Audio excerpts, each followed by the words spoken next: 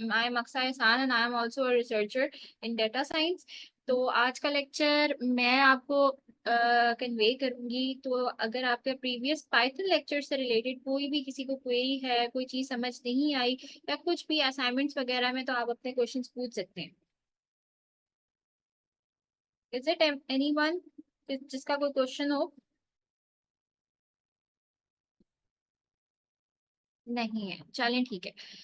मैं आज का जो टॉपिक है बेसिकली पाइथन का ही है। पाइथन के ऊपर हम लेक्चर प्रोसीड करेंगे अपना।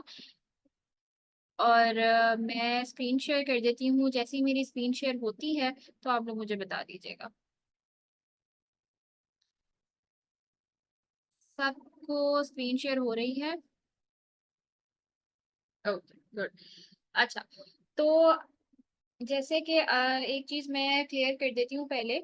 मैंने ग्रुप में चेक किया था कि काफी लोगों को असाइनमेंट्स में वो पूछ रहे थे कि हम इफ स्टेटमेंट्स या लूप्स यूज कर सकते हैं या नहीं कर सकते। तो आज बेसिकली हमारा लेक्चर इन्हीं से, कंडीशनल स्टेटमेंट्स और लॉजिकल ऑपरेटर से ही रिलेटेड है। और बेसिकली पाइथन जो है वो एक ब्रीफ लैंग्वेज है। आप अगर देखी जाए, अगर बाकी लैंग्वेजेस जो हैं, सी प्लस प्लस, जावा, इन लैंग्वेजेस के मुकाबले में जो कोड आप उस लैंग्वेज में, वो आपको 15 to 20 लाइन्स का कोड लिखना पड़ता है। पाइथन में आप डिफरेंट फंक्शंस यूज करके या डिफरेंट चीज़ों के साथ जो है वो आप उसको बहुत प्रिसाइजली लिख सकते हो। ठीक है। तो इसलिए हम पाइथन को ज़्यादा यूजर फ्रेंडली लैंग्वेज कहते हैं। तो अगर आपने पाइथन में हर जगह जहाँ पे नेसेसरी नहीं है आप वहाँ पे ना यूज करें इफ स्टेटमेंट्स। मगर जहाँ पे आपको लग रहा है कि इसके अलावा काम नहीं हो सकता, तो आप इजिली यूज कर सकते हैं। ठीक है। तो आज का बेसिकली टॉपिक है लॉजिकल ऑपरेटर्स से रिलेटेड। तो आई थिंक कि आपने सी प्लस प्लस में लॉजिकल ऑपरेटर्स पहले पढ़ चुके हैं। तो मुझे कोई है एक बंदा को बता सकता है व्हाट आर लॉजिकल ऑपरेटर्स और हम क्यों यूज करते हैं इसको अपनी लैंग्वेज में?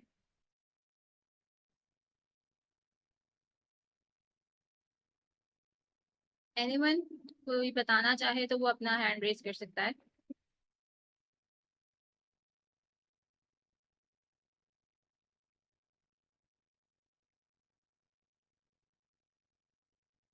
आई थिंक नो वन नोज।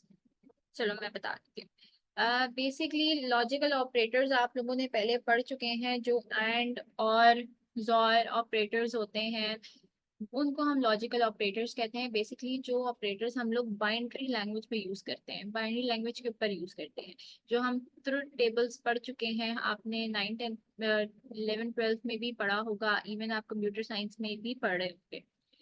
तो ये पाइथन में कैसे यूज हो सकते हैं, अगर हम फर्स्ट अपनी एग्जांपल देखते हैं तो हमारे पास है प्रिंट टाइप फॉल्स। अब पाइथन में जब भी आपने किसी चीज की डाटा टाइप मालूम करनी होती है तो आप इस तरह राइट डाउन करते हैं। पहले आप प्रिंट करते हैं और उसकी टाइप, और कोई भी चीज अगर यहाँ पे फॉल्स की जगह मैं कोई भी डिजिट लिख दूं तो वो उसकी क्लास दे देगा int.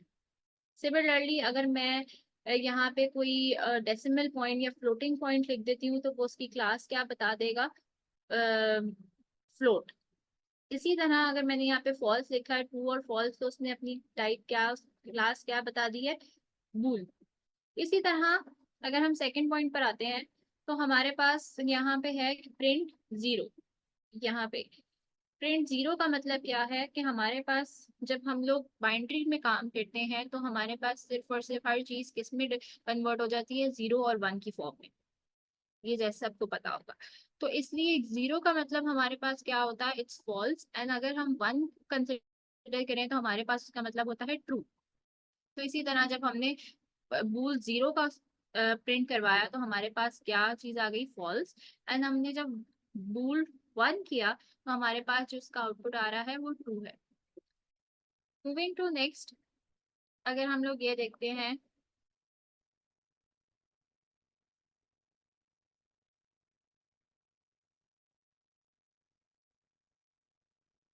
Not operator. Not operator जैसे कि पहले भी आपको पता है कि नॉट ऑपरेटर जो है हम लोग नेगेशन के लिए या ऑपोजिट चीज के लिए यूज कर रहे होते हैं। तो इसी तरह यहाँ पे भी हमने प्रिंट नॉट फॉल्स लिखा हुआ है। तो इसका मतलब ये है कि नॉट फॉल्स का अच्छा, Abdullah Amin, do you want to say anything? नहीं, फाइन, ओके। तो नॉट फॉल्स का मतलब ये है कि हम लोग जो है, नॉट फॉल्स यानी फॉल्स का जो ऑपोजिट होगा वो क्या हमारे पास प्रिंट हो जाएगा, ट्रू। इसी तरह जो हमारे पास प्रिंट नॉट ट्रू है, तो वो क्या, दैट मीन्स फॉल्स, क्योंकि वो उसका नॉट का मतलब नहीं, एंड ट्रू मीन्स अगर वो ट्रू नहीं है तो ऑब्वियसली वो फॉल्स होगा। अब नीचे आ जाती है कंडीशनल एंड। अब यहाँ पे सिर्फ आपको एग्जांपल दे दिया है, जैसे आप जो टेबल में आपको पता होगा कि जब भी हम लोग लिखते हैं, अगर हमारे पास एक टेबल है और हमारे पास है वन वन, तो अगर वन वन है तो हमारे पास रिजल्ट क्या आता है, हमेशा वन। अजीम गिल ऑल्सो रेज्ड हैंड, आपने कुछ कहना है अजीम?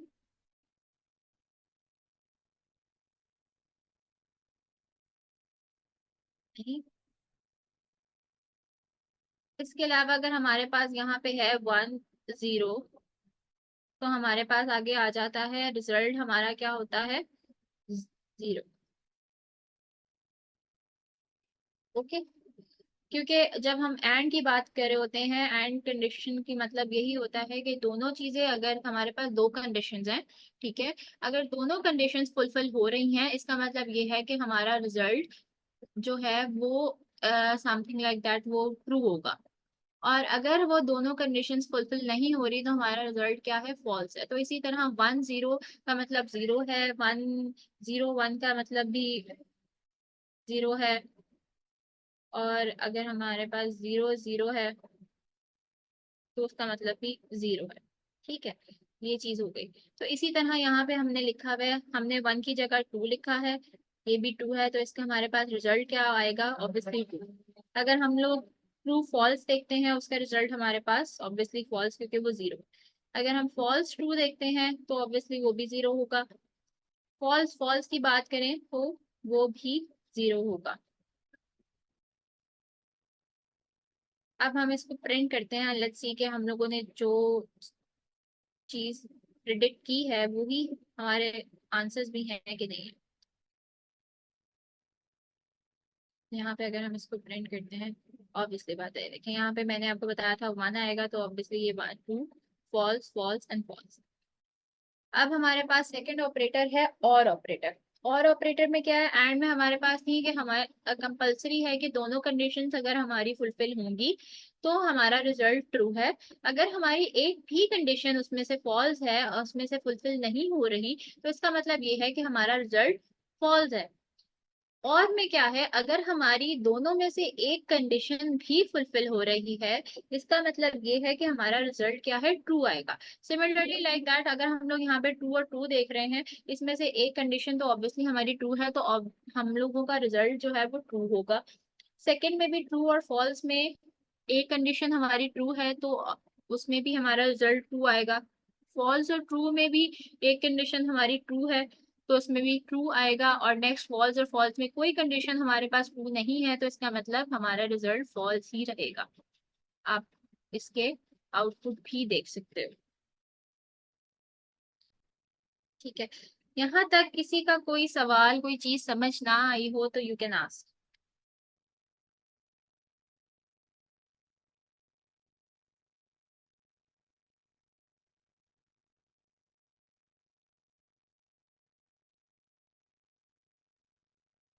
अजीम गिल ने रेज हैंड किया है। शबीर अहमद का भी कोई क्वेश्चन है तो प्लीज आप अपना माइक अनम्यूट करें।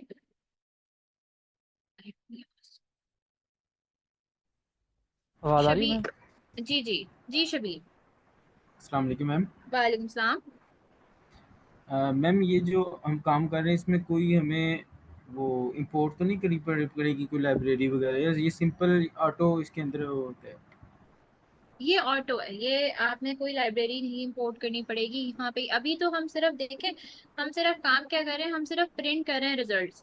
ठीक है, ऐसा हम कोई आपको लाइब्रेरीज या फंक्शंस तब इंपोर्ट करने पड़ते हैं, वो भी अगर जब आप मैथमेटिकल कुछ काम कर रहे होते हैं या कोई बाइनरी से रिलेटेड काम कर रहे हैं, तब आपके पास दो ही लाइब्रेरीज हैं जो मोस्ट इंपॉर्टेंट लाइब्रेरीज हैं पाइथन की, एक नमपाई और पांडास। अब जब आप आगे डेटा साइंस की एनालिसिस की तरफ जाएंगे, तब आपको और लाइब्रेरीज की जरूरत पड़ेगी। इससे पहले आपने और कोई लाइब्रेरी इंपोर्ट नहीं करनी इसके। जो thank you most so much. Libraries हैं जिनका आपको काम करना पड़ेगा, आपने जो यूज करनी होंगी, वो numpy है और pandas है। वो भी आगे थोड़ी एक्सपर्ट लेवल पे, ये बेसिक्स है। सिर्फ आपको ये बेसिक्स इसलिए पढ़ाई जा रही हैं ताकि आप ये डिफरेंशिएट कर सकें कि C++ में जो आपने पढ़ा उसमें क्या डिफरेंस था, और अब पाइथन में अगर आप कन्वर्ट करें तो क्या डिफरेंस है। क्योंकि जब आप पाइथन पढ़ना शुरू करते हो तो बहुत सी ऐसी चीजें हैं जो C++ में पाइथन में सेम है, बस सिंटेक्स का डिफरेंस है। तो जब आप पाइथन पढ़ना स्टार्ट करते हो, आप C++ में बहुत कंफ्यूज होना शुरू हो जाते हो।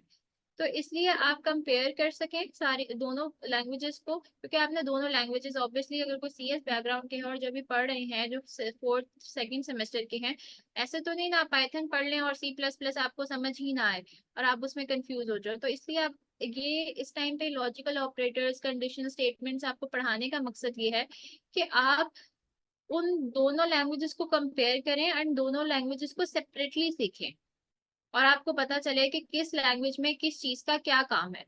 ठीक है। तो अभी ऐसा आपको कोई लाइब्रेरी इंपोर्ट नहीं करनी पड़ेगी।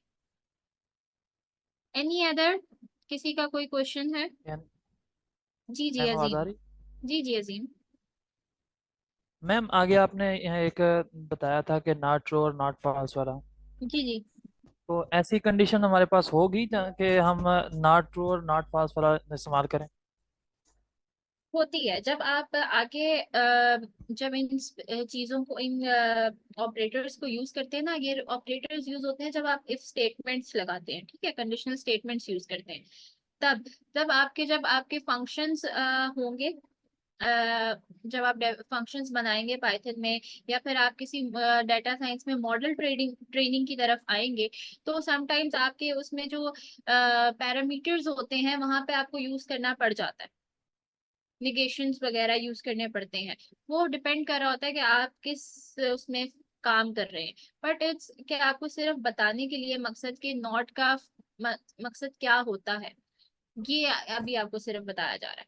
बाकी तो जजाकल्ला। आगे यूज होता है कहीं ना कहीं, जब आप आएंगे ना, फर्दर काम करेंगे तो आपको उसका पता चल जाएगा। Okay okay. ठीक है। जजाकल्ला। ओके। अच्छा, एनी वन एल्स? तो लेट्स प्रोसीड। आप अगर हम लोग अब एक टेबल गिवन है जिसमें हम देख सकते हैं बिट वाइज एंड ऑपरेटर, यहाँ पे आपको डिस्क्रिप्शन में बताया हुआ है कि जो अभी मैं डिस्कस कर चुकी हूँ कि रिजल्ट बिट 1 होगा, यानी बाइनरी डिजिट 1 होगा।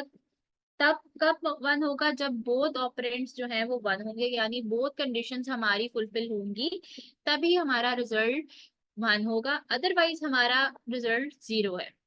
और ऑपरेटर में अगर हमारी एक भी कंडीशन फुलफिल होती है तो हमारा रिजल्ट जो है वो 1 है। अगर एक भी कंडीशन, दोनों कंडीशंस फुलफिल नहीं हो रही, तो अदरवाइज हमारा रिजल्ट 0 है। XOR ऑपरेटर, अब यहाँ पे तो लिखा हुआ है कि result bit 1 if any of the operand bit is 1 but not both, otherwise result is 0। यानी एक भी हमारे पास कंडीशन ट्रू होगी तो हमारे जो ऑपरेंड है, रिजल्ट है, वो 1। तो मुझे कोई बता सकता है कि और जोर में फिर क्या फर्क होगा? कोई ऐसा डिफरेंस जो आपको लग रहा हो अभी, क्योंकि हमने दोनों में ये चीज पढ़ी है कि अगर एक भी कंडीशन ट्रू होती है तो हमारा रिजल्ट ट्रू है। फिर इन दोनों में फर्क क्या है? कोई चैट में ही लिख दे, कोई मसला नहीं है अगर बताना चाह रहा है।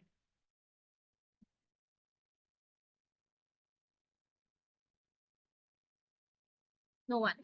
मैं बता देती हूँ। बेसिकली यहाँ पे लिखा हुआ है बट नॉट बोथ।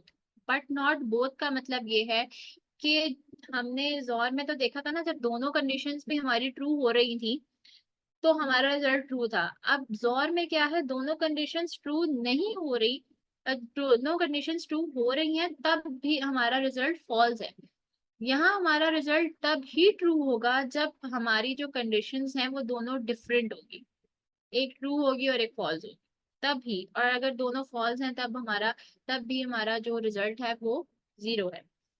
इसके बाद bit wise not operator, inverts individual bits, यानी आपका जो भी रिजल्ट है उसको वो इन्वर्ट कर देगा, ऑपोजिट कर देगा। अब बारी आती है Python bit wise right shift. Right shift और लेफ्ट शिफ्ट, अब ये एक नई कॉन्सेप्ट है कि राइट शिफ्ट और लेफ्ट शिफ्ट क्या होता है। बेसिकली राइट शिफ्ट जो है ना, आपकी जो वैल्यू है ऑपरेंड की, वो उसको टुवर्ड्स राइट मूव कर देता है, और जो आपका लेफ्ट बिट है वो आपकी ऑपरेंड की वैल्यू को टुवर्ड्स लेफ्ट मूव कर देता है। अब इसके हम एक एग्जांपल करते हैं। यहाँ पे एक आपको गिवन है एग्जांपल, ये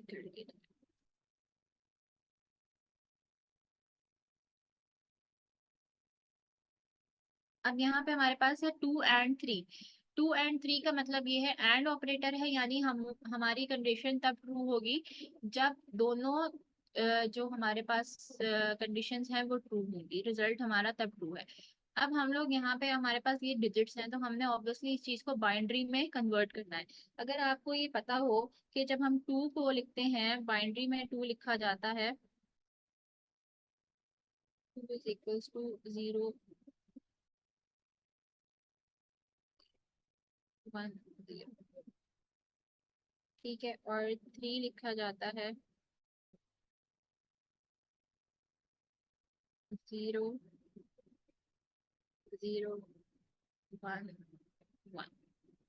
अब अगर हम इसको एंड में देखते हैं, 0 1 का मतलब क्या है, 0, क्योंकि दोनों कंडीशंस को लिख रही है। 1 1 का मतलब क्या है, 1। 0 0 ऑब्वियसली 0, और 0 0 ऑब्वियसली 0। तो ये हमारे पास किस डिजिट की बाइनरी फॉर्म बन गई, 2 की। तो हमारा रिजल्ट क्या आ रहा है यहाँ पे, ट्रू आ रहा है। इसी तरह हम लोगों ने जब ये हमारे पास है डैश स्लैश हम यूज करते हैं और में, तो हम यहाँ पे और ही देखते हैं, तो हमारा सिर्फ हम ये रेस करते हैं। अगर हम और को देखते हैं तो और में हमारे पास एक भी कंडीशन ट्रू है, तो हमारा रिजल्ट क्या है, ट्रू है। यानी हम यहाँ पे आ जाएगा हमारा 1 1 1 1 और 0 और ये 0।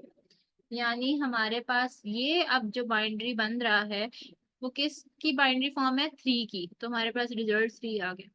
इसी तरह बिट वाइज में जो हमारा बनेगा वो 1 की बाइनरी फॉर्म होगी, और जब हम 1 को निगेट करेंगे, जो भी हमारी 1 की बाइनरी फॉर्म बनेगी उसको हम निगेट करेंगे तो वो -2 की बाइनरी फॉर्म बन जाएगी। तो इसलिए हमारे इस तरह से रिजल्ट्स आ गए।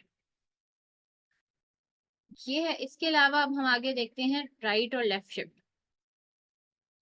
अब राइट और लेफ्ट शिफ्ट जो है ना, यूजली ये ऑपरेटर्स वहाँ यूज होते हैं जब आपने जावा स्क्रिप्ट में काम करना हो, आपने कोई आप HTML में काम कर रहे हो, अगर किसी ने काम किया है HTML CSS में काम किया हुआ है वेब डिजाइनिंग में, तो उस आइडिया होगा जब आप जावा में स्क्रिप्ट लिख रहे होते हो तो आप double dual greater dual lesser sign वाले ऑपरेटर्स यूज करते हैं। उसका मतलब क्या होता है, अब यहाँ पे आपको वैल्यू ए दी हुई है, ए इज इक्वल्स टू 10। जब हम राइट की बात करते हैं तो आपने एक चीज याद रखनी है कि राइट में जोर और का डिफरेंस रिपीट कर दो। अच्छा, जोर और if outputs is true for all inputs, मैं रिपीट कर देती हूँ। जो किसने पूछा ना जोर और का, वो रिपीट कर दें। और में अगर हमारे पास एक भी कंडीशन ट्रू है तो हमारा रिजल्ट ट्रू आ रहा है, बट जोर में जब हम हमारा रिजल्ट ट्रू तब ही आता है जब हमारी कंडीशंस डिफरेंट होती हैं। जैसे 1 0 0 1 कंडीशंस डिफरेंट होंगी तब ही हमारा रिजल्ट ट्रू आएगा। अगर हमारी कंडीशन सेम है, यानी फॉल्स फॉल्स ट्रू ट्रू, तो हमारा रिजल्ट जो है वो 0 आएगा, हमारा फॉल्स आएगा रिजल्ट, और कुछ नहीं आएगा। बिट वाइज नॉट की गिवन एग्जांपल एक्सप्लेन करते हैं, मैं कर देती हूँ, उसको मैं सॉल्व करके बता देती हूँ।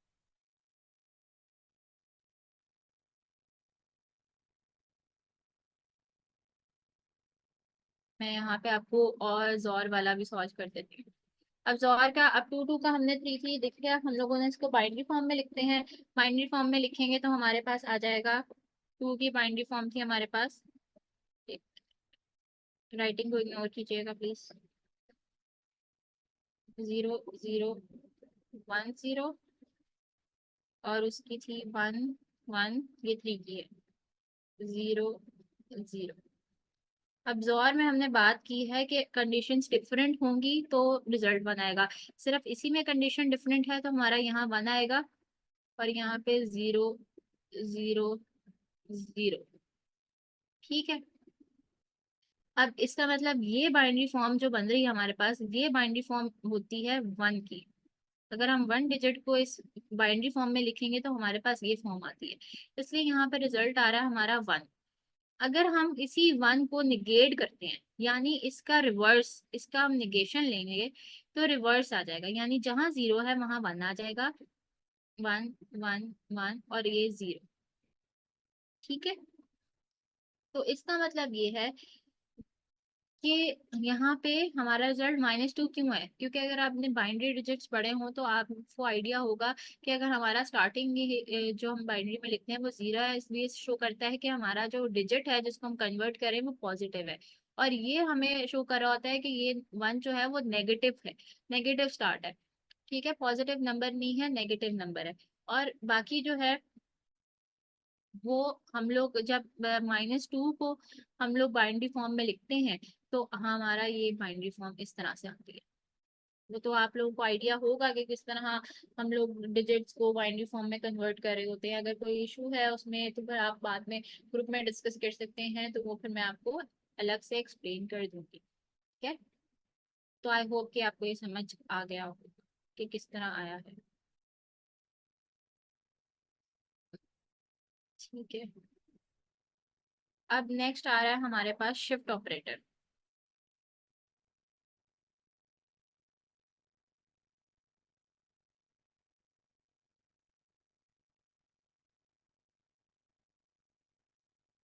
शिफ्ट ऑपरेटर का मैं बता रही थी, इसमें आपने जब राइट शिफ्ट की बात करनी है ना तो आपने ये एक शॉर्टकट है, इसमें आपने याद रखना है कि आपको कैसे पता चले। क्योंकि आप इतनी, जब आप प्रोग्रामिंग कर रहे होते हैं आपके पास एक पूरा प्रोग्राम है, मॉडल आपने बनाना है, उसमें आप इतना तो नहीं उसको करेंगे कि आप पहले उसको बाइनरी डिजिट्स में कन्वर्ट करें देखने के लिए, और फिर आप जो है फिर चेक करें कि किसका बन रहा है किसका नहीं बन रहा, किसका ये बाइनरी फॉर्म है। तो यहाँ पे राइट शिफ्ट में आपके पास एक शॉर्टकट होता है कि आप उसको डिवाइड करते हैं, जो भी आपका नंबर है, यानी हमारा यहाँ पे नंबर है 10, हम उसको डिवाइड करेंगे 2 रेज़ टू पावर n की फॉर्म में। n हमारे पास क्या है कि यहाँ पे जो हमने ये चीज ली हुई है कि हम इसको कितना राइट शिफ्ट करना चाह रहे हैं, क्या हमारा ऑपरेटर है, कितना शिफ्ट करना चाह रहे हैं, 1 राइट शिफ्ट करना चाह रहे हैं। तो 2 रेज़ टू पावर यहाँ 1 क्या होगा, 1। 10 डिवाइडेड बाय अगर हम 2 करते हैं तो हमारे पास आंसर क्या है, 5। तो आउटपुट हमारा क्या आ रहा है, 5। इसी तरह 10 डिवाइडेड बाय 2 करेंगे तो हमारा आंसर क्या है, -5 आता है। अब इसकी बैकएंड क्या है, इसका बैकएंड लॉजिक क्या है, वो मैं आपको बता दूं। हमारा अगेन हम 10 अगर हम लिखना चाहें, अगर 10 को हम बाइनरी फॉर्म में लिखना चाहें तो मैं आपको बताती हूँ कि वो हम कैसे लिख सकते हैं।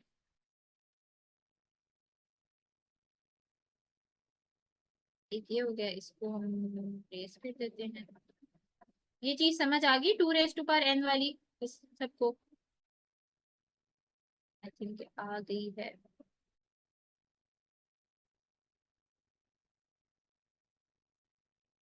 राइट के लिए हम लोग 2 रेज़ टू पावर n से डिवाइड कर रहे होते हैं, और जब हम लेफ्ट की बात करते हैं तो हम लोग जो है 2 रेज़ टू पावर n से, यानी n जो हम लोग जितना भी जो भी लिखेंगे कि हमारा ये n है, कितने हमने राइट शिफ्ट करना है कितना लेफ्ट शिफ्ट करना है, जो हम वैल्यू प्रोवाइड करेंगे वो चीज है, वो हम 2 रेज़ टू पावर n से मल्टीप्लाई कर देते हैं।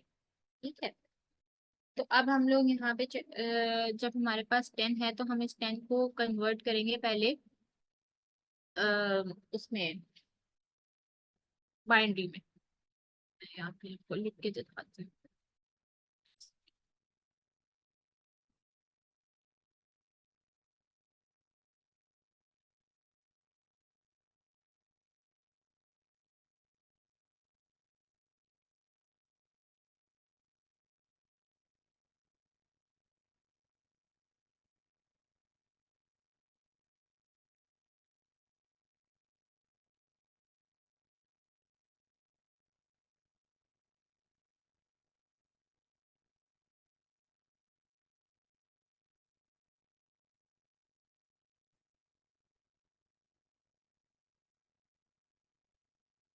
1 0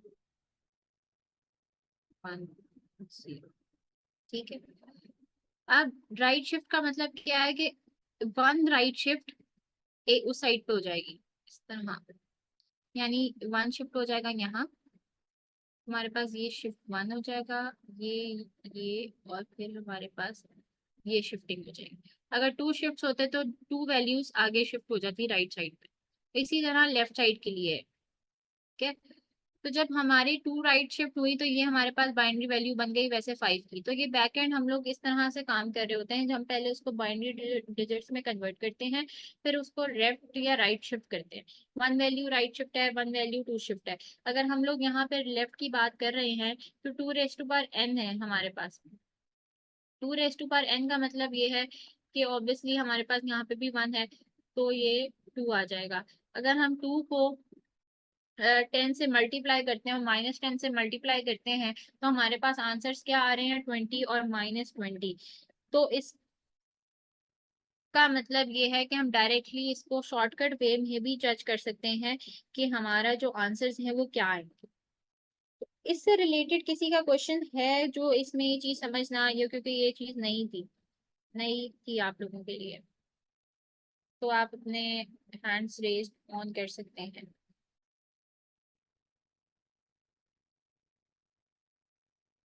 सबको क्लियर है?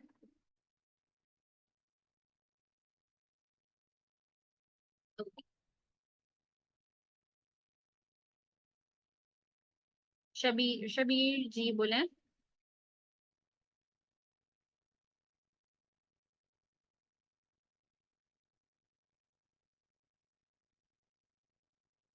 हेलो, शबीर कुछ कहना चाह रहे थे। जी मैम, आवाज़ आ रही? जी जी। मैम जब हम राइट शिफ्ट करते हैं तो फिर ये वन की जगह पे ज़ीरो, ज़ीरो की जगह पे वन, यानी जिस तरह से अभी आपने एक डेमो दिया, जब हम्म, लेफ्ट शिफ्ट में करेंगे तो तब इसमें क्या चेंजिंग आएंगी? अब काइंडली थोड़ा सा एक्सप्लेन करते हैं तो। मैं आपको बता देती हूँ। जब हम लेफ्ट शिफ्ट करते हैं, हमने फॉर इंस्टेंस ले लिया 1 0 1 0, ये हमारे 10 का हमारे पास ये बाइनरी फॉर्म है। जब हमने लेफ्ट शिफ्ट करना है तो हमारी जो वैल्यूज है वो लेफ्ट शिफ्ट हो जाएंगी, यानी हमारी वन हम लेफ्ट शिफ्ट कर देंगे। हमने यहाँ पे 1 0 1 0 और 0, ठीक है, यहाँ पे हम 0 इस तरह से ऐड कर देंगे, यानी वो हो गया लेफ्ट साइड पे वो शिफ्ट होगी। तो ये फॉर्म किसकी बन रही है, 20 की। अगर हम देखा जाए तो इसकी जो फॉर्म है ना वो 20 की बन रही है, तो इसलिए हमारा आंसर जो है 20 आ गया। वरना अगर हम लोग शॉर्टकट्स में देखें तो हम लोग उसको 2 रेज़ टू पावर n से मल्टीप्लाई कर देते हैं, तब भी हमारे पास आ जाएगा, हमें पता चल जाएगा कि इसका क्या आंसर आना है। ठीक है,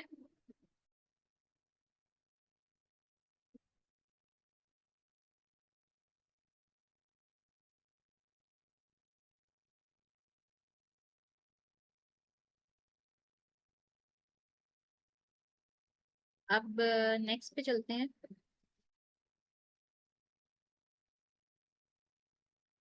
अब यहाँ पे आ गए हैं हमारे पास रिलेशनल ऑपरेटर्स। रिलेशनल ऑपरेटर्स वो ऑपरेटर्स होते हैं, जैसे हमने पहले लॉजिकल पढ़ लिया, रिलेशनल के लिए हम लोग शिफ्ट ऑपरेटर की समझ नहीं आई। शिफ्ट ऑपरेटर के लिए मैं आपको एक आसान तरीका बताती हूँ। आप सिर्फ ये चीज याद रखें कि हम लोग जो है बाइनरी में हम लोग राइट शिफ्ट में अपनी जो वैल्यूज होती हैं ऑपरेंड की, वो हम लोग राइट साइड पे शिफ्ट करते हैं, और लेफ्ट शिफ्ट में हम लोग लेफ्ट साइड पे शिफ्ट करते हैं। क्योंकि देखें, the left operators values move towards left by the number of bits specified by the right operand. Right operand क्या था हमारा, ये वाला साइड थी जब हमने लेफ्ट शिफ्ट किया। ठीक है, तो हमने जो है उसको शिफ्ट कर दिया लेफ्ट साइड के ऊपर। उसके बाद जो है ये राइट ऑपरेटर हमारा राइट साइड पे शिफ्ट कर देता है टुवर्ड्स राइट, और हमारा जो लेफ्ट ऑपरेटर है वो टुवर्ड्स लेफ्ट शिफ्ट कर देता है। ठीक है, ये चीजें यूजली यूज होती हैं HTML में, इनका इतना आपको थॉरली डीप कॉन्सेप्ट लेने की इतनी वो नहीं है, बट आप इसमें यही समझ लें कि अगर आपके पास राइट शिफ्ट या लेफ्ट शिफ्ट का आपको ने आउटपुट निकालना है कि अगर इतने डिजिट्स वो राइट शिफ्ट करेगा, इतने डिजिट्स वो लेफ्ट शिफ्ट करेगा, तो आपके पास एक शॉर्टकट है कि आप इसको जो भी आपके पास वैल्यू होगी उसको 2 raise to power n, n का मतलब क्या है कि ये जैसे डबल ग्रेटर देन साइन के बाद जो आपके पास वैल्यू होगी ना कि इतना आपने राइट शिफ्ट करना है, वो वैल्यू से 2 रेज़ टू पावर 1 या 2 raise to power, for instance कि अगर हमारे पास यहाँ वैल्यू होती 1 की जगह हम लोग 2 वैल्यू देते। मैं यहाँ पे आपको बल्कि लिख के बताती हूँ। हम यहाँ पे इसको चेंज कर लेते हैं। ये हमारे पास हमने शिफ्ट करना है 2 डिजिट्स, तो हम इसको दोबारा चलाते हैं। देखा हमारी वैल्यू चेंज हो गई। यहाँ पे भी 2 कर देते हैं। यहाँ हमारी वैल्यू चेंज हो गई। Value change 2 raise to power 2 क्या होता है? हम लोग जब उसके ऊपर 2 लिखेंगे तो हमारे पास ऑब्वियसली बात है 2, 2 की पावर 2, 2 का स्क्वायर 4, 10/4 तकरीबन आपको 2.5 समथिंग आता है।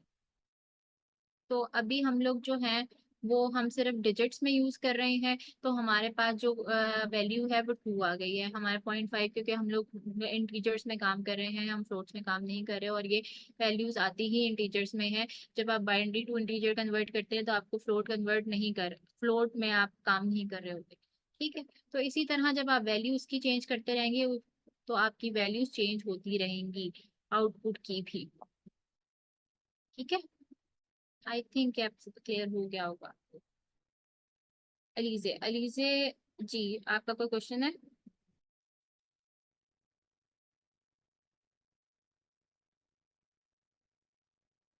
Alizeh, you any question Alizeh? No. Okay, हम मूविंग नेक्स्ट।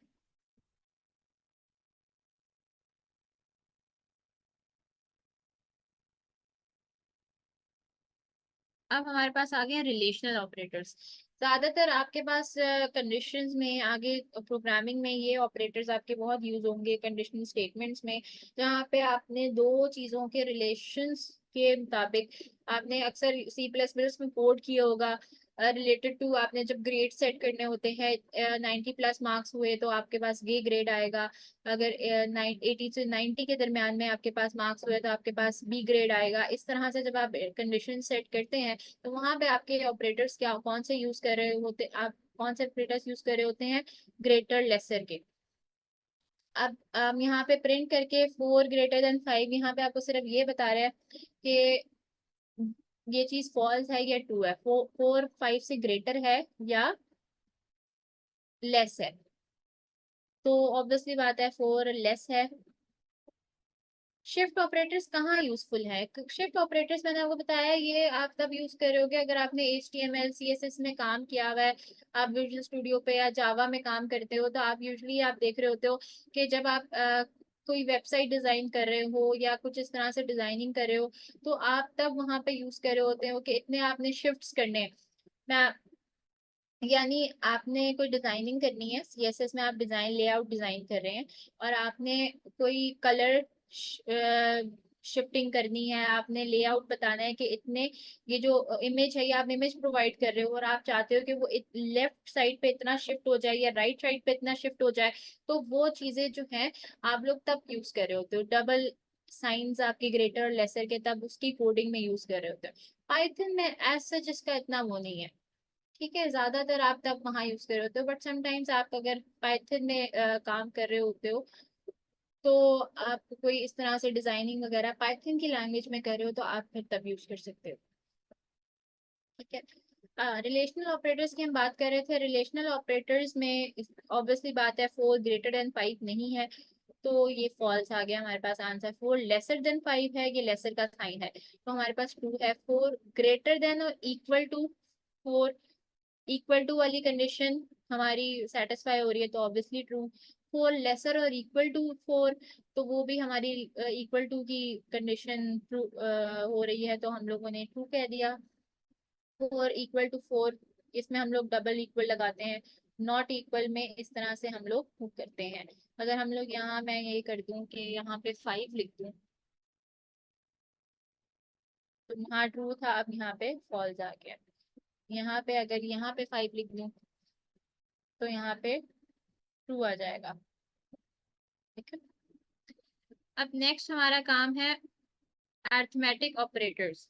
अगर कोई मैथमेटिकल बैकग्राउंड का है या मैथमेटिक्स की फील्ड से बिलोंग करता है, तो उसको ज्यादा आइडिया हो जाएगा कि तब हम लोग जब कैलकुलेशंस कर रहे होते हैं, अगर किसी ने देखा होगा कि रात में एक शेयर किया था मैंने पेज के, वो जो आपको प्रीवियस असाइनमेंट मिली थी डॉग्स और कैट्स वाली, उसको आप बगैर इफ स्टेटमेंट्स के इजीली मैथमेटिकल स्टेप्स के थ्रू ऑपरेशंस लगा के आप एक फार्मूला जनरेट कर लिया, और जिसको आप एक फार्मूला सिंपल दो और वो आपको रिजल्ट सिंपली 2 लाइंस में आपका रिजल्ट आ जाएगा। तो इसी तरह पाइथन इसलिए हर फील्ड के इंसान के लिए, चाहे वो मैथमेटिक्स से बिलोंग करता हो, चाहे वो बायोइन्फॉर्मेटिक्स से बिलोंग करता हो, या किसी भी फील्ड से बिलोंग करता हो, उसके लिए पाइथन एक यूजर फ्रेंडली लैंग्वेज है एज कम्पेयर टू बाकी लैंग्वेजेस। ठीक है। तो इसलिए अरिथमेटिक ऑपरेशंस भी हम लोग यूज कर सकते हैं। अब यहाँ पे ये तो हम सिंपल ऑपरेशंस यूज करें, जब हम प्रॉपर फंक्शंस यूज करते हैं अरिथमेटिक फंक्शंस, तब हम लोग लाइब्रेरीज यूज करते हैं। किसी ने मेरे से पूछा था ना कि हमें लाइब्रेरीज इंपोर्ट करने की अभी जरूरत है, तो अभी जरूरत नहीं है। जब हम प्रॉपर ऑपरेशंस की तरफ जाएंगे, हम फंक्शंस मैथमेटिकल फंक्शंस यूज करेंगे, तब हम जो है लाइब्रेरी यूज करते हैं numpy, जो कि बेसिकली मैथमेटिकल ऑपरेशंस के लिए होती है, उनको सॉल्व करने के लिए होती है। एनाकोंडा में पेज हम कैसे ओपन करेंगे? एनाकोंडा में आप जुपिटर यूज कर रहे हैं इसके लिए? ये जिसका सवाल है, आप प्लीज अपना माइक अनम्यूट करके सवाल पूछें ताकि मुझे क्लियर हो जाए।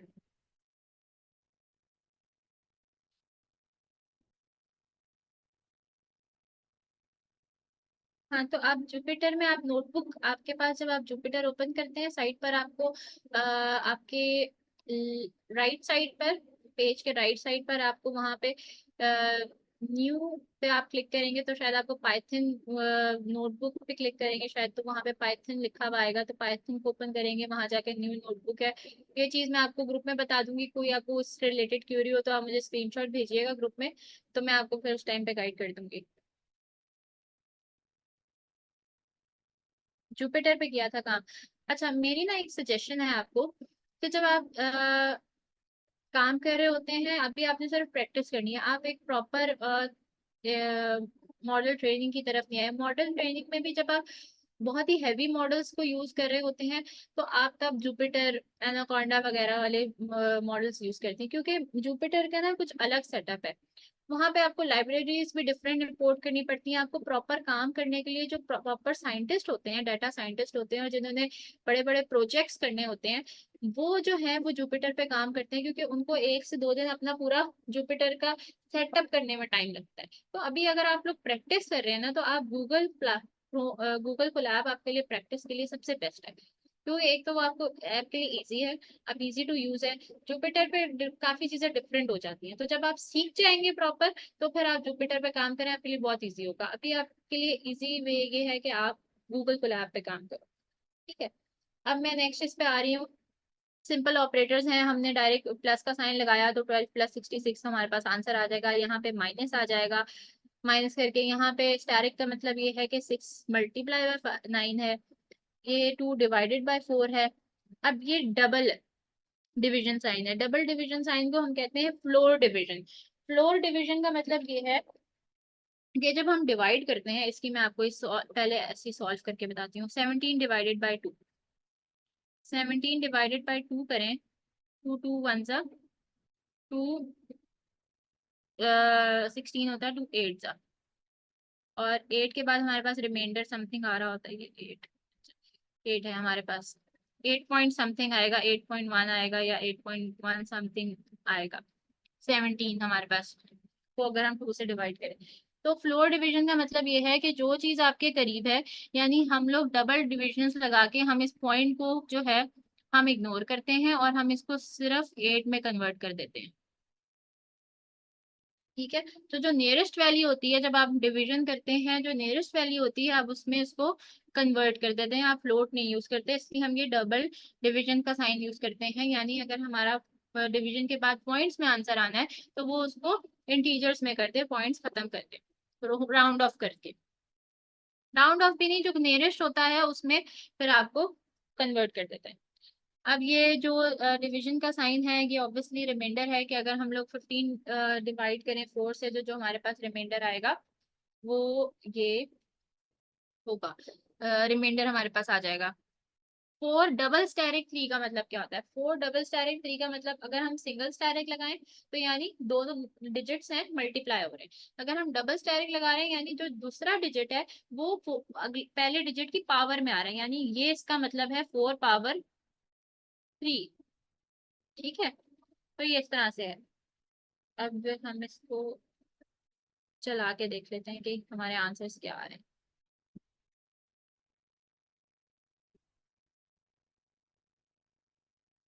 78 हमने माइनस कर लिया, माइनस 4। अब यहाँ पे हमने 2 डिवाइडेड बाय 4 किया तो 0.5 आ रहा है। अब यही जो हम लोग जो है ना डबल स्टेरिक लगा लें, तब देखें हमारे आंसर्स क्या आते हैं। स्टेरिक लगाने मुझे लगता है ये चीज लगेगी। देखो नियरेस्ट क्या था हमारा? फ्लोर। फ्लोर यानी जो पहले वाला डिजिट है, यानी 40 हमारे पास पहले आ रहा था, हमने 1 की तरफ नहीं गए। ठीक है, हम फ्लोर 0 की तरफ गए हैं, तो उसने पहले 0.5 आंसर आ रहा था, उसने उसको कन्वर्ट करके 0 कर दिया। अगर हम लोग यहाँ पे 17/2 पे एक डायरेक्ट हटा दें, सिर्फ 17 डिवाइडेड बाई 2 कर लें, तो वो 8.5 समथिंग आपको आंसर दे देगा। 8.1 कह रही थी, 8.5 आ जाएगा। ठीक है, इसी तरह इससे 15 डिवाइडेड बाई 4 करें, 4 3 ज़ा 12 होता है, तो पीछे हमारा रिमाइंडर कितना बचता है? 3 बचता है, तो इसलिए वो रिमाइंडर 3 आ गया। 4 की पावर 3 करें तो हमारे पास 64 आंसर आता है। मैं चार्ट पे देख लूँ।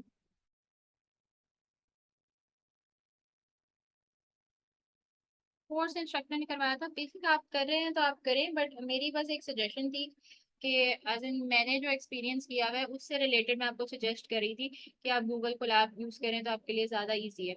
अगर आपने उसमें आपको जुपिटर में कोई वैसे इशू आ रहा है तो मैं आपको, वो आप मुझे बताइएगा, मैं सॉल्व कर दूंगी आपका इशू। ठीक है, मैं आपको बता दूंगी। अब हम जा रहे हैं नीचे। असाइनमेंट ऑपरेटर, असाइनमेंट ऑपरेटर सबको पता है, और जिस तरह हम सी प्लस प्लस में करते हैं कि हमारे जो इज इक्वल्स टू के बाद वाला जो भी चीज होती है वो स्टोर हो जाती है हमारे लेफ्ट साइड पे। मेंबरशिप ऑपरेटर्स, मेंबरशिप ऑपरेटर्स हम लोग है, हम लोग यूज करते हैं, जैसे इन है, नॉट इन है। अगर आगे आप जाके फंक्शंस पढ़ेंगे पाइथन में और काम करेंगे, एनालिसिस करेंगे, तो अब आपको इज का भी यूज पता चलेगा। इसका इज का मतलब क्या होता है? अभी हमारे पास सिर्फ इन नॉट इन है, यानी एक चीज इस चीज में हमारी जो, अगर हमारे पास कोई लिस्ट गिवन है, ये हमने प्रिंट एंड 9 इन, ये हमारे पास लिस्ट गिवन है, 5 6 9 या टपल्स गिवन है, लिस्ट गिवन है, उसमें हमने चेक करना है कि इस लिस्ट या टपल में हमारी ये चीज मौजूद है या नहीं है, जो चीज हम फाइंड करना चाह रहे हैं वो है या नहीं है। तब हम लोग यूज करते हैं 9 इन दिस। अगर होगा तो वो ट्रू रिटर्न कर देगा, अगर नहीं होगा तो वो फॉल्स रिटर्न कर देगा। अब यहाँ पे ऊपर लिखा हुआ P not in Pakistan, P obviously Pakistan में है तो उसने वो फॉल्स रिटर्न कर दिया। ठीक है, आगे जाके आपको पता चलेगा लिस्ट क्या होती है, टपल्स में क्या डिफरेंस है लिस्ट और टपल्स में, तो वो फिर आप वहां पे आपको क्लियर हो जाएगा लिस्ट और टपल्स का भी। नेक्स्ट हम आ रहे हैं अपनी कंडीशन स्टेटमेंट्स पे। कंडीशनल स्टेटमेंट्स हमारे पास इफ स्टेटमेंट होती है, इफ एल्स होती है, नेस्टेड इफ होती है, इस तरह हमारे पास स्टेटमेंट्स होती हैं। हम लोग अभी पढ़ने जा रहे हैं, हमारे पास एक एग्जांपल है जो कि है इफ एल्स स्टेटमेंट की। ठीक है, अब इसमें हम लोगों ने जिस तरह आप सी प्लस प्लस में इफ स्टेटमेंट्स यूज करते थे, सिमिलरली जो है पाइथन में भी आप वैसे ही लिस्ट इफ स्टेटमेंट्स यूज करते हैं, मगर डिफरेंस क्या है सिंटेक्स का। आपने सिंटेक्स क्या होती है, आपने इफ लिखा, इसके बाद आपने ये कंडीशन बता दी, एंड आपने लिख लिया, कंडीशंस बता दी, उसके बाद आपने कोई पैरेंथेसिस नहीं खोलनी, कोई ब्रैकेट्स नहीं लगानी, यहाँ कोई ब्रैकेट्स नहीं लगानी। आपने सिर्फ और सिर्फ यहाँ पे जो पाइथन में पाइथन सेंसिटिव लैंग्वेज है स्पेसिस की, आपने यहाँ पे स्पेसिस से डिफाइन करना होता है कि आपका एक कंडीशन का ब्लॉक स्टार्ट हो गया है।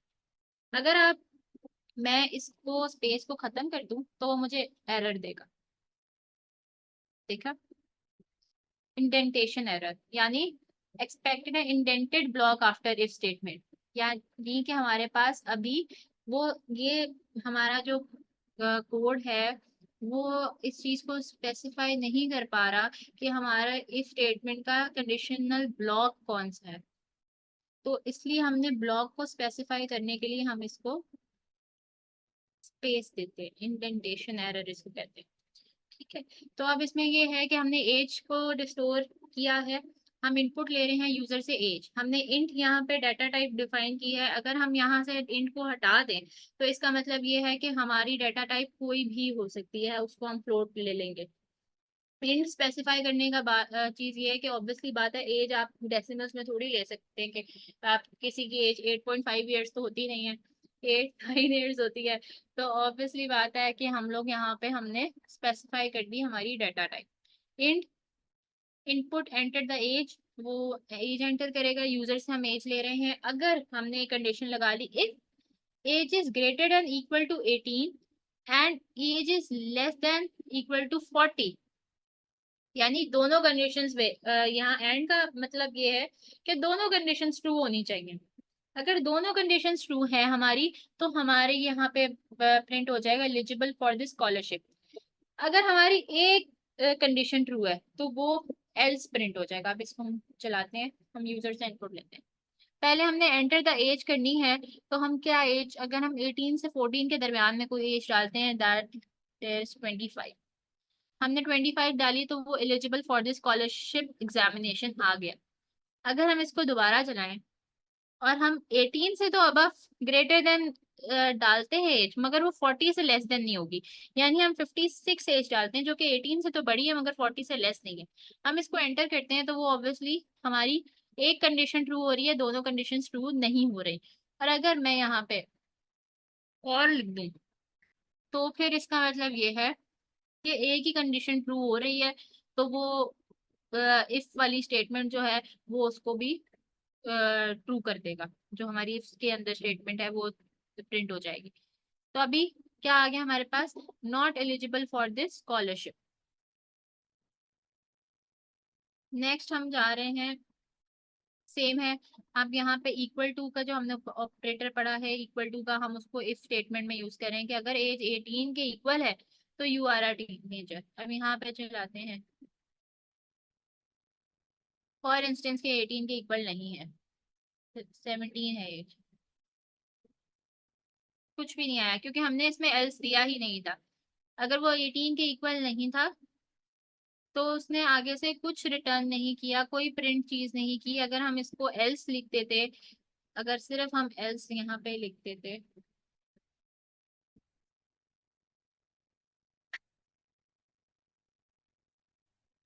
अब यहाँ पे आपने देखा होगा पाइथन में ये भी बड़ी अच्छी बात है कि आप समटाइम्स आप अपना कोड लिख रहे होते हो, वो आगे आपको खुद ही वो रिकमेंड कर देता है कि आगे आपने ये लिखना है, तो आपको इतना खुद बार बार नहीं लिखना पड़ता। अब हमने ये स्टेटमेंट डाल दी, हमने एज डाली 17, हमारे पास आ गया you are not a teenager.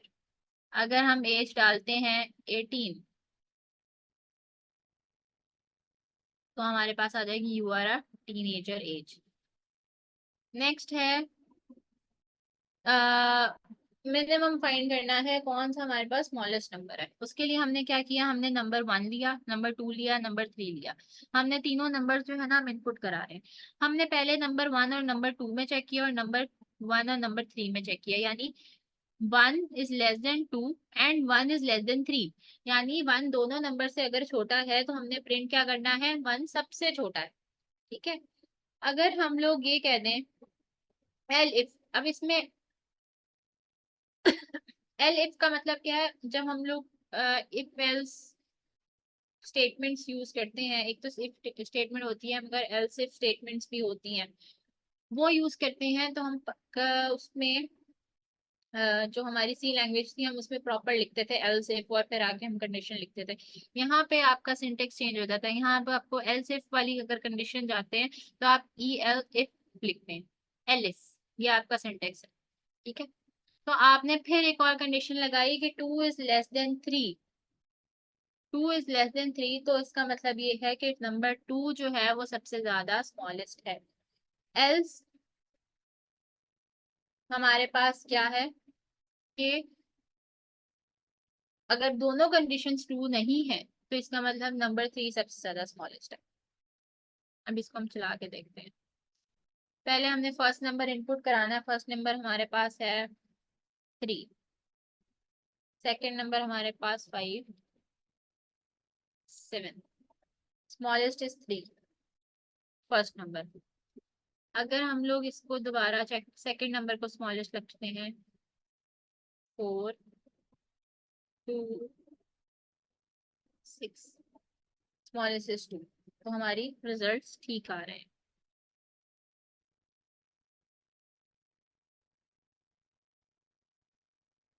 अब यहाँ पे एक मेन्यू बनाया हुआ है, हम लोगों ने अगर मेन्यू क्रिएट करना हो तो उसमें ये क्या है, टॉप डाउन मेन्यूज जैसे आप एप्स या एप्लीकेशंस पे बनाते हैं, तो उसके लिए आप कोड, बेशक आपने C++ में भी किया होगा, तो यहाँ पे हम लोग जब कोड करते हैं तो हमने वैसे ही लिख लिया, हम लोगों ने इनपुट करवाना है how I may help you, enter 1 for the pin और एक्सेट्रा। अब यहाँ पे इफ अगर हम करते हैं, if menu is equals to 1, यानी अगर किसी ने 1 प्रिंट किया है तो हमारे 1 एंटर किया है तो हमारे पास प्रिंट क्या होना चाहिए, पिन चेंज। अगर किसी ने 2, तो फिर वो क्या है, बैलेंस चेक। उसके अलावा अगर कोई और चीज वो करते हैं तो इसका मतलब एग्जिट। हम इसमें एक और कंडीशन भी डाल दे सकते हैं, यहाँ पे हम एक और कंडीशन डाल देते हैं, एल एफ, ये खुद ही आ गया, तो ये आ जाएगा, विड्रॉल के लिए भी चेक कर सकते हैं, और अगर कुछ भी नहीं है तो फिर हम लोग एग्जिट। हमने नंबर एंटर किया 1, पिन चेंज 2,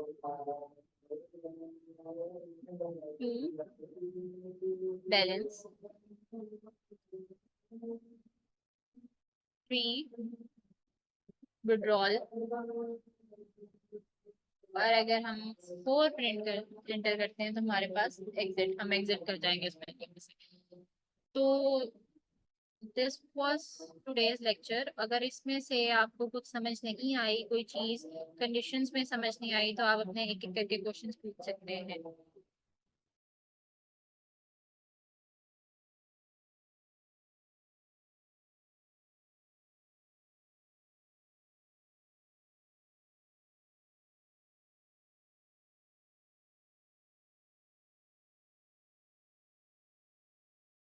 किसी का कोई क्वेश्चन नहीं है?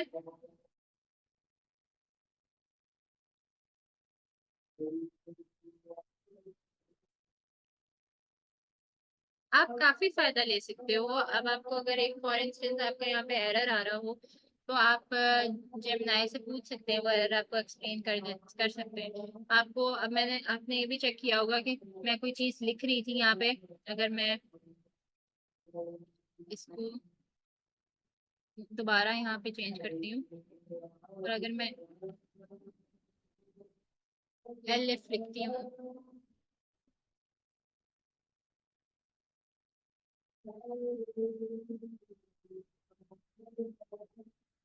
तो यहाँ पे आप देख सकते हैं कि ऑटोमेटिकली वो लिखा आ रहा है elif menu is equals to 3 print withdrawal. ये एआई जनरेटेड ही आपको जो है वो ऑप्शंस दे रहा होता है। इस वजह से आप सिंपल टैप उसको क्लिक करोगे तो वो पूरा आपका लिखा जाएगा, आपको लिखना नहीं पड़ेगा। इसी तरह आप कोई चीज, आप कोई फंक्शन लिख रहे हैं, उसमें आपने अंदर उसके आर्ग्यूमेंट्स देने हैं, पैरामीटर्स लिखने हैं, तो ऑटोमेटिकली आपको आगे सजेस्ट कर रहा होता है कि ये चीजें आपने लिखनी है, क्योंकि कुछ चीजें डिफॉल्ट सेव होती हैं और कुछ चीजें अंडरस्टैंडेबल होती हैं आपके कोड से रिलेटेड। ठीक है, तो आप इस तरह फायदा उठा सकते हैं। आपका कोई एरर आता है, आप डायरेक्ट उस एरर को नीचे उस एक्सप्लेन द एरर पे क्लिक करके आप उसे एक्सप्लेन करवा सकते हैं कि आपका एरर क्यों है, किस वजह से है। वो आप उससे पूछ सकते हैं कि एरर क्यों है। फॉर इंस्टेंस हम इधर यही एरर देख लेते हैं, हम इसका ये कर देते हैं।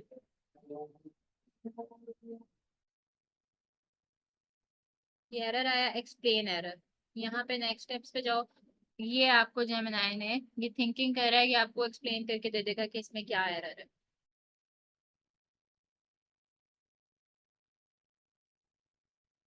अगर पूरा प्रोग्राम ही लेना चाहे तो पूरा प्रोग्राम आपने इससे लेना है। आप उसको सजेस्ट कोई भी चीज अगर आप एआई टूल्स यूज कर रहे हो ना, उससे लेने से पहले आपको जिस चीज के बारे में आपसे हेल्प ले रहे हो आपको खुद भी आइडिया होना चाहिए।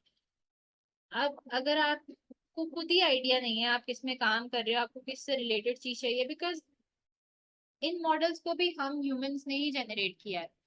ठीक है, they are not so efficient के वो हर चीज समझ जाए। समटाइम्स इनसे भी गलती हो सकती है, बट आपने खुद अपने अकॉर्डिंगली जो आपको चीज रिक्वायर्ड है आपने खुद देखनी है। जब तक आपको खुद ही नॉलेज कुछ नहीं होगी तो आप बिल्कुल उस चीज को फिगर आउट नहीं कर सकते कि आपके इसमें एरर क्या है। वो अपनी थिंकिंग से रिलेटेड जो उसको ट्रेन किया गया है उससे रिलेटेड वो आपको आंसर देगा। बट ये है कि आप समहाउ चीजें बहुत उससे कोड से रिलेटेड जो है आप को हेल्प ले सकते हो। आप अपना कोड दे दो, आपका कोई भी क्वेश्चन है आप प्रोवाइड करो, वो आपको कोड देगा। बट उस कोड में से समटाइम कुछ चीजें, अगर आप पाइथन कोड की बात करते हो, कुछ चीजें बगैर फंक्शंस यूज करके भी की जा सकती हैं। मगर आपको चैट जीपीटी या एआई जनरेटेड कोड जो है वो आपको फंक्शंस के साथ दे देगा। बहुत ही क्रिटिकल कॉम्प्लेक्स कोड होगा, आपको समझ नहीं आएगी। आप उसको दोबारा कहोगे कि आपको एक सिंपल वे में कोड दे दे विदाउट फंक्शंस, तो आपको ये खुद आइडिया होगा कि फंक्शंस के बगैर भी ये चीज हो सकती है। तब ही आपको वो हेल्प करेगी चीज, वरना आप कॉम्प्लेक्स कोड लिख लोगे मगर वो चीज आसानी से भी हो सकती है। तो कॉपीराइट करने के लिए भी थोड़ी बहुत आपको उसके अंदर नॉलेज होनी चाहिए। वैसे तो सजेशन है कि आप खुद करें ताकि आप खुद सीखें। कॉपीराइट ये चीजें इसलिए होती हैं कि आपके एरर्स आ रहे हैं, आपको कहीं पे हेल्प चाहिए, आप कहीं पे स्टक हो गए हो तो आप वहां से हेल्प ले सकते हो। एनीथिंग एल्स, किसी का कोई क्वेश्चन हो?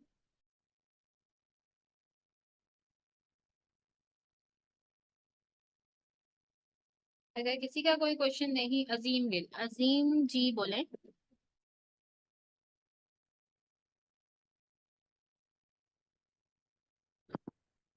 अस्सलाम वालेकुम रहमतुल्लाह। जी आवाज़ आ रही है? वालेकुम सलाम जी जी। मैम मैंने ये कहना था कि क्या ये हमें शेयर हो जाएगी? अगर कोई हम अगर कर रहे हों तो उसमें एरर आए तो हम इधर से देख लें। जी जी, आपको ये for the help. File share हो जाएगी। ये आज जो है वो लाइव स्ट्रीम नहीं हो सका, बट ये है कि अभी ना थोड़ी देर तक आपको लेकर रात तक 11-12 बजे तक मैं कोशिश करूंगी कि इसको ना यूट्यूब चैनल पे अपलोड कर दूं। ठीक है, ये जो भी रिकॉर्डिंग हो रही है, ठीक है, आप वहां से भी देख लेंगे। बाकी ये ग्रुप में फाइल आपको शेयर हो जाएगी। को पहले भी कहा था वो ना शीट्स जो है एक्सेल की, दो जी, लेक्चर हुए थे तो एक तो लेक्चर थोड़ा सा रह गया था तो सर ने कहा था कि मैं शेयर कर दूंगा, फिर दूसरी वाली की भी कहा था मैं शेयर कर दूंगा, लेकिन उनमें से भी कोई नहीं आई थी तो मैंने कहा ये तो लाजम वो हो जाए ताकि। आप देखेंगे। अच्छा, असाइनमेंट्स की बात करें या वैसे जो आज सर नहीं ने नहीं, पढ़ाया दूसरी था? दूसरी सॉरी, एक्सेल की शीट्स जो हैं, एक बार तो सर के नेट की वजह से इशू हो गया था तो सर ने कहा था कि मैं ये शीट शेयर कर दूंगा, जी जी, तो असल वो भी नहीं में हुई थी। चीजें सर बिजी काफी होते हैं, इस वजह से जो है ना वो शायद इनके जहन से निकल गया। बट ये फाइल शेयर हो मैं जाएगी आपको। मैं अभी कर दूंगी, ग्रुप में शेयर कर दूंगी ये फाइल। तो ये है कि गूगल कोलैब की फाइल जो है वो लैपटॉप पे ही ओपन होती है।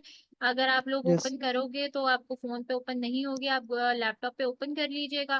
फिर आप दोबारा रिकॉर्डिंग भी आपके अपलोड हो जाएगी। तो आप जो है वहां से जाके देख लीजिएगा। ठीक है, जो भी यस आपको यस। इश्यूज होंगे, पर अगर फिर भी कोई यस इश्यूज मैम। होते हैं तो आप ग्रुप में पूछ सकते हैं। जज़ाकल्लाह सर। ओके, बाकी सबको हर चीज ओके। क्लियर है? Yes clear. एनीवन एल्स, किसी का कोई क्वेश्चन हो, कोई चीज, कोई बात, कोई सजेशन, कोई रिकमेंडेशन? एनीथिंग रिलेटेड टू जो आप चीज सीखना चाह रहे हो, कोई रिकमेंडेशन, कुछ भी नहीं? ओके, तो फिर अब हम लेक्चर एंड करते हैं, ठीक है?